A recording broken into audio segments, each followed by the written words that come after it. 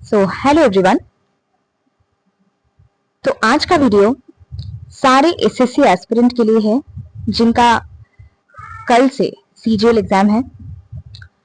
तो this video is about prism and pyramid. देखो, mensuration अभी के टाइम पे काफी एक इम्पोर्टेंट सा चैप्टर है और मेंसुरेशन में कहां पर लोग फंसते हैं, that is prism and pyramid.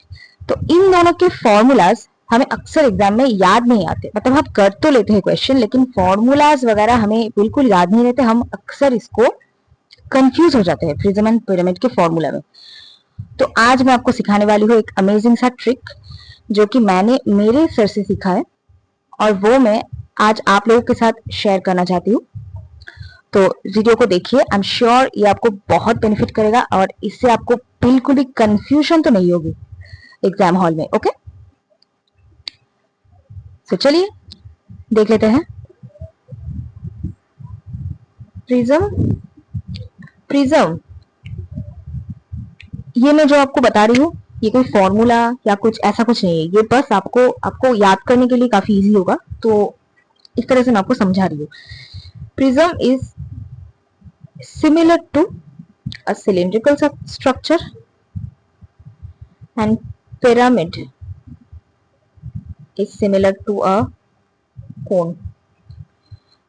इसको अगर आपने याद कर लिया तो ये दोनों करने में आपको, मतलब प्रिज्म और पिरामिड करने में आपको कोई भी दिक्कत नहीं होगी। अब देखो, वॉल्यूम्स पे आते हैं पहले। ठीक है, यहाँ पर मैंने लिख दिया प्रिज्म,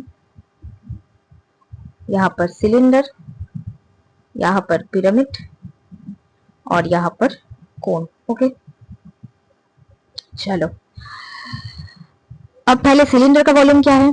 इसका वॉल्यूम आपका हो गया पाई आर स्क्वायर एच। अब ओके, मैं यहाँ पर स्ट्रक्चर भी ड्रॉ कर देती हूँ। ये एक सिलिंड्रिकल स्ट्रक्चर हो गया, ये आपका एक कॉनिकल स्ट्रक्चर हो गया। एंड प्रिज्म कैसा होता है, बेस में ये जो प्रिज्म पिरामिड है इनके बेस में कोई कुछ फिक्स कुछ नहीं होता, कुछ भी हो सकता है। ठीक है, तो मैं ट्रायंगल से समझाती हूँ आपको। सपोज एक ट्रायंगल है तो ये आपका हो जाएगा ऐसा। ठीक है, मतलब प्रिज्म का ऊपर का बेस और नीचे का बेस बिल्कुल सिमिलर होता है, जस्ट लाइक सिलेंडर। इसका भी ऊपर का बेस और नीचे का बेस सिमिलर होता है। और पिरामिड में क्या होता है, अगर यहाँ पर ट्रायंगल है तो उसका शेप हो जाएगा कुछ इस तरह से।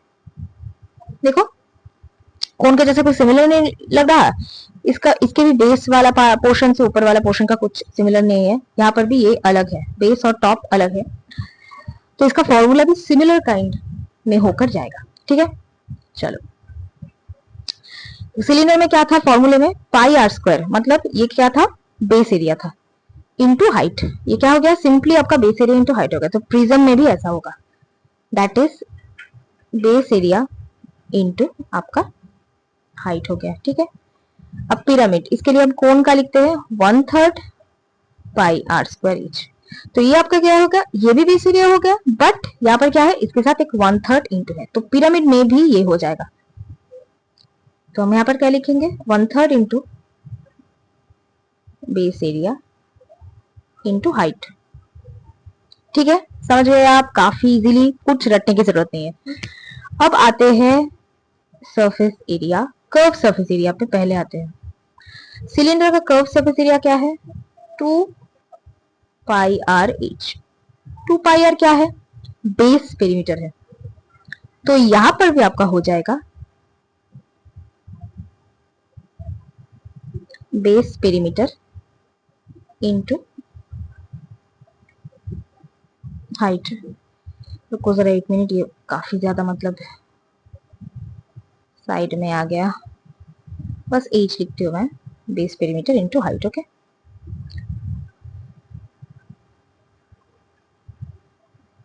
इन दोनों को मैं सब सेपरेट कर रही हूँ।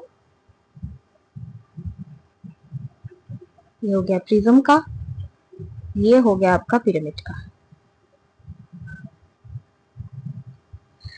ये एक इतना अच्छा एक ट्रिक है ना कि मतलब अगर आपने इसको समझ लिया ना तो आपको कोई भी दिक्कत नहीं होगी एग्जाम हॉल में जाके। अब देखो कोन का क्या है, कोन का जो curve surface area that is pi R L. अब यहां पर एक चीज देखो, बेस पेरीमीटर तो सर्कल है, तो सर्कल का पेरीमीटर क्या है, तो 2 पाई आर यहाँ पर था, लेकिन यहाँ पर उसका हाफ है, मतलब क्या हो गया, बेस पेरीमीटर इंटू हाफ हो जाएगा, that is half into base perimeter into L. यहाँ पर एल आ रहा है, तो यहाँ पर भी लैटरल हाइट आपका आ जाएगा, ठीक है।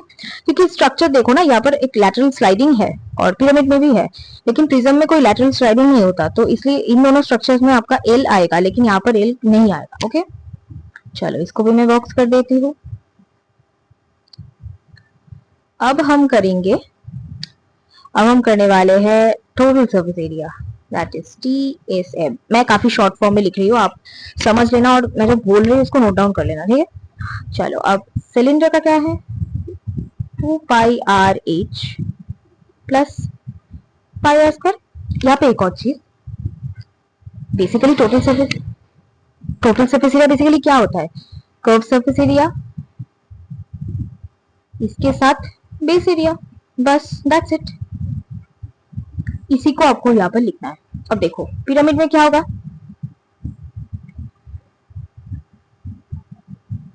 एक सेकंड, इसको मैं यहाँ पर शिफ्ट कर देती हूँ।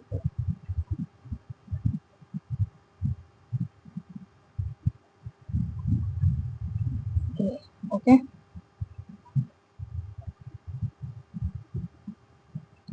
अब पिरामिड में क्या होगा, ये क्या था, सीए से क्या था, बेस पेरीमीटर इंटू हाइट, इसके साथ बेस एरिया।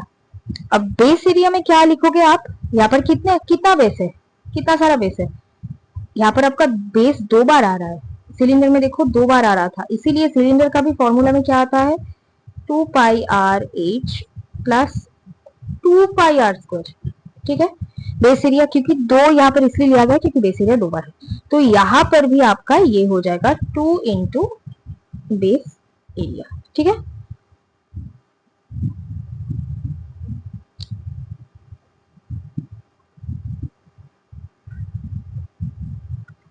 अब आते हैं कोन पे, तो कोन का भी बेस एरिया एकदम सिमिलर, पाई आर